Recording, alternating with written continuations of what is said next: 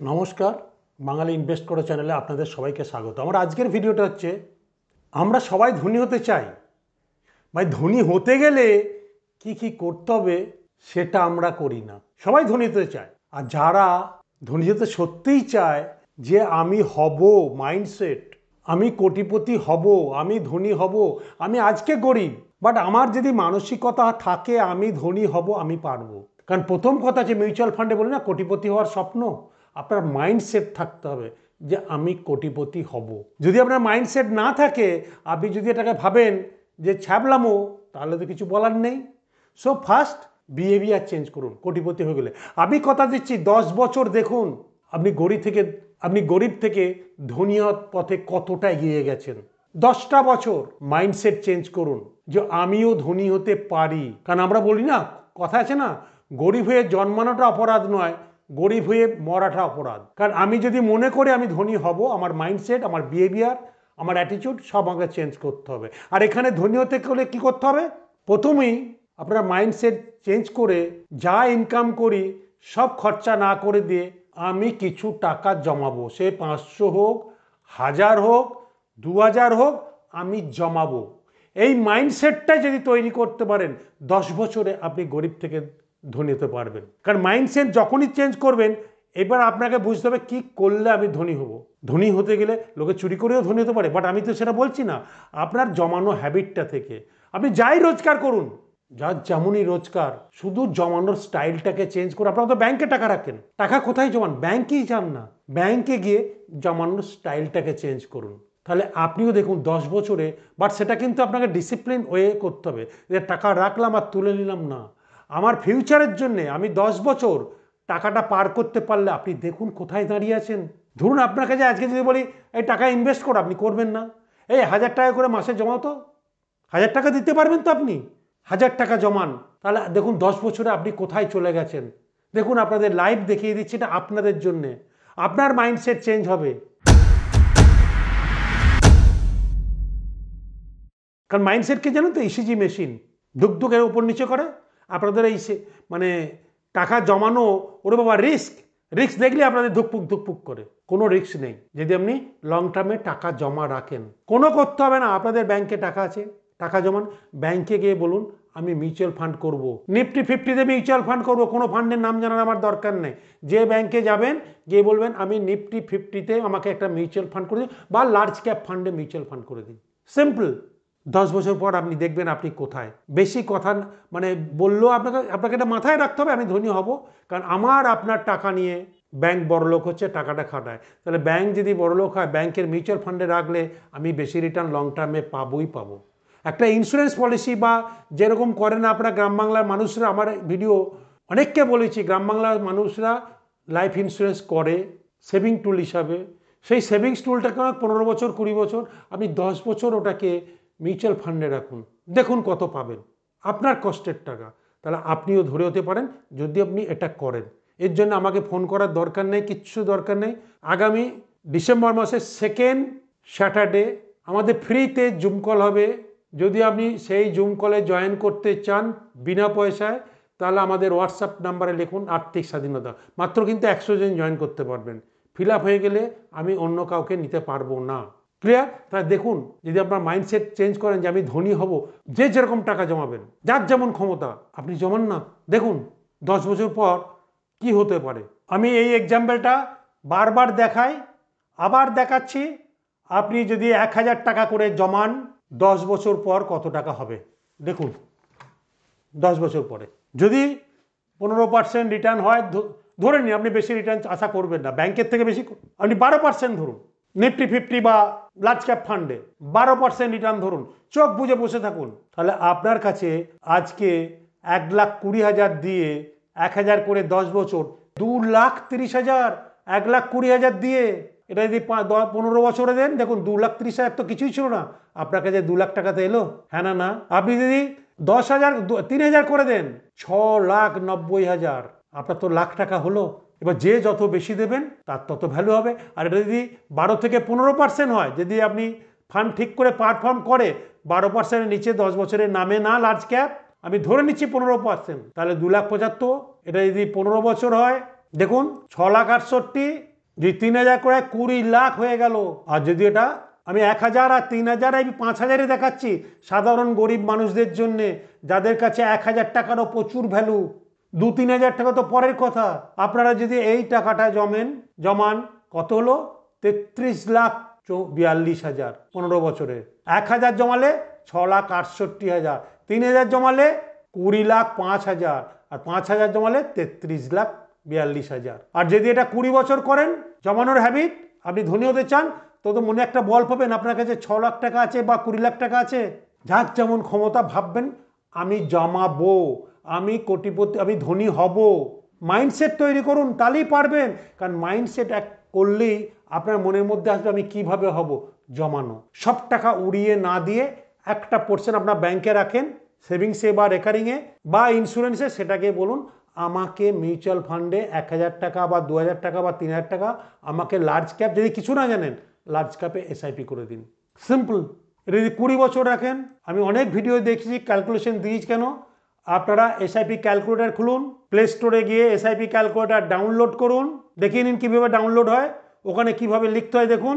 যদি এখানকার যেহেতু আপনাদের কাছে এক্সেল নেই, আপনারা প্লে স্টোর থেকে একটা এসআইপি ক্যালকুলেটর ডাউনলোড করে রাখুন, দিয়ে ওখানে লিখুন, এই যে এখানে লিখুন কত টাকা মান্থলি এসআইপি করছেন, 1,000 টাকা লিখেছেন ক্যালকুলেটারে, এসআইপি ক্যালকুলেটার। আমি অ্যানুয়াল রিটার্ন ধরলাম, মানে কোনো বছর মাইনাস হবে, কোনো বছর বেশি হবে, তাকাবেন না।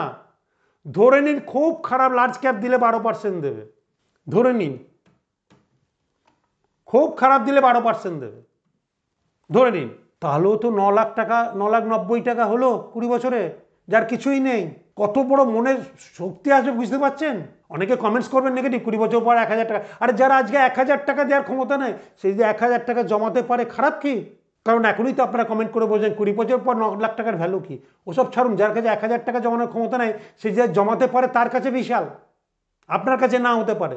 কারণ এই ক্রিটিক্সগুলো সরিয়ে দিয়ে মাইন্ডসেট চেঞ্জ করুন। বাঙালি আমরা পয়সা বানাতে পারি না, প্রথম কথা হচ্ছে অ্যাওয়ারনেস নেই আর ক্রিটিসাইজ। আপনারা যারা ক্রিটিসাইজ করছেন, একটা মিউচুয়াল ফান্ডের 10 টাকার ন্যাব আজকে দেখুন কত টাকা হয়ে গেছে। 10 বছর আগে 10 টাকার ন্যাব ছিল, আজকে কত টাকা হয়েছে। তাহলে আমি যদি কিনে রেখে দিই, প্রত্যেক মাসে এসআইপি করে যাই, পয়সা তো আমাকে দেবে। কেউ যদি 5,000 টাকা, 2,000, 3,000 দেখালাম, 20 বছর কত হবে? কারণ 10 বছরটা, প্রথম 10 বছর খুব ইম্পর্টেন্ট। সেই জন্য বললাম আমার কাছে কিছু নেই, মানে আমার কাছে এই 2 লাখ টাকা জমলো, হ্যাঁ, সো মনের শক্তি আসে তখন যে আমি আরও জমাবো, আমি মাইন্ডসেট তৈরি করতে পারি। এই মাইন্ডসেটটাই নেই যে আমি গরিব থেকে ধনী হব। ধর ওর আছে, ও এই করে সেই করে, শুধু সমালোচনা করি। আমি নিজে কি করছি? আপনি কি সমালোচনার দলে, না আপনি নিজে হতে চান, সেটা আগে ঠিক করুন। হতে গেলে এই ফর্মুলা ফলো করুন। এসআইপি ক্যালকুলেটারে দেখুন, ব্যাংকে যান, 1,000 টাকা, 2,000 টাকা, যাই বলবেন, গিয়ে বলবেন আমি লার্জ ক্যাপে এসআইপি করবো, দিয়ে একটা ফান্ডে ব্যাংকে যান, গিয়ে করুন। আর টাইম যত বছর খুশি দেখা দিয়ে যান, যখন খুশি বন্ধ করা যায়। আপনার টাকায় টাকা এনে দেবে, আপনাকে গরিব থেকে ধনী তৈরি করবে। আপনি চান না বলুন। সো আমার এই থিওরি আপনারা ফলো করুন। এটা হচ্ছে আপনাদের জন্য, যারা জানবেন না, এটা আপনারা করুন, আপনারা পাবেন। কারণ একটা দেখুন না, যারা নেগেটিভ কথা বলছে, 10 টাকা দিয়ে একটা ফান্ড যখন এনএফও লঞ্চ হয়, 10 টাকা দিয়ে ফান্ডের ইউনিটের দাম থাকে, এখন সেই ফান্ডগুলো কত টাকা ইউনিটের দাম হয়েছে, তাহলেই বুঝতে পারবেন। পেশেন্স দরকার, কারণ বাজারে more unit is equal to more gain is equal to more profit. More unit কখন পাবেন? যখন জিনিসের দাম কমবে। সেটা আমি কিভাবে পাবেন, সেটা আমি আপনাকে এক্সাম্পল দিয়ে বুঝিয়ে দিচ্ছি। দেখুন কিভাবে পাবেন। মোর ইউনিট, দাম পড়লে আপনি বেশি ইউনিট কিনছেন। বাজারে ধরুন, আমি অনেক জায়গায় এক্সাম্পল দিয়ে দিয়েছি, বাজারে গেছেন, জিনিসের দাম কমেছে, তাহলে আপনি বেশি ইউনিট পাবেন না। ধরুন 1,000 টাকা নিয়ে বাজারে গেছেন, আপনাদের আমার গ্রাম বাংলার মানুষ বা সাধারণ বাঙালি যারা পারে না বুঝতে, তাদের জন্য 1,000 টাকা নিয়ে বাজারে গেছেন, আলুর দাম আজকে 10 টাকা কিলো। আমি অনেক ভিডিও দিয়েছি, অনেককে বুঝিয়েছি, তাহলে ক কেজি আলু পাবেন? 1,000কে 10 দিয়ে ভাগ করলে কত পাবেন? 100 কেজি আলু। আবার পরের মাসে বাজারে গেছেন, আলুর দাম 1,000 টাকা নিয়ে, এসআইপি মানে প্রত্যেক মাসে করছেন, প্রত্যেক মাসে 1,000 টাকা করে জমাচ্ছেন, আলুর দাম হয়ে গেছে 2,000 টাকা, এই 20 টাকা কিলো আলুর দাম। তাহলে কত কেজি পাবেন? 50 টাকা কেজি, তাই তো? 1,000 ডিভাইডেড বাই 20 টাকা, 50 কেজি। আবার পরের মাসে আপনি এসআইপি মানে প্রত্যেক বছর মাসে কিনছেন, আলুর দাম হয়ে গেছে 5 টাকা। আপনি কি করেন? ওরে বাবা, আমার লস হয়ে গেছে, পালিয়ে যাব। আয় সব বাজে জিনিস। এর থেকে আমাদের তথাকথিত যারা অ্যাডভাইজার আছে, না এটা করবেন না, টাকা জলে যাবে, এই যে বলেছিলাম না, এবার দেখুন কত টাকা কমে গেছে, আপনি এলআইসি করুন নাহলে এফডি করুন, আমরা ভয় দেখাই। এবার ভয়টা যদি না করে কি বলেছি, more unit is equal to more gain, তাহলে আপনি এখানে মোর ইউনিট পাবেন। তাহলে ক কেজি আলু পেয়েছেন? আমি বিক্রি করলাম না, আমি কিনলাম আরও, আপনি 200 কেজি আলু পেয়ে গেছেন, মোর ইউনিট পেলেন বাজারে গিয়ে। এইবার দেখুন মার্কেট উঠে গেছে, আবার আলুর দাম 20 টাকা হয়ে গেছে, আবার 20 টাকা হয়ে গেছে। কারণ এই যে মার্কেটটা হলো পড়ে গিয়েছিল 71 গিয়ে এখন 85 গেছে, ঘুরঘুর করছে, আবার দেখুন দামের দাম এসে গেছে 20 টাকা হয়ে গেছে, আপনি আলু বিক্রি করবেন, তাহলে কত পাবেন? এটা 4000, 20 ইন্টু 200, 4000 টাকায় বিক্রি করলেন। এটা 1000 টাকায় 20 ইন্টু 50, 1000 টাকায় যেটা বেশি দামে কিনেছিলেন, আর এটা 2000 টাকায়। তাহলে কে বেশি রিটার্ন দিল? যেটা এই দেখুন এখানে 2000 টাকা কেনা দাম মাইনাস 1000 টাকায় বিক্রি দাম, তাই তো? আমি কিনেছি 1000 টাকায়, বেচেছি 2000 টাকা, তাহলে আমার কত প্রফিট? মাইনাস 1000 টাকা প্রফিট। পরেরটা কত?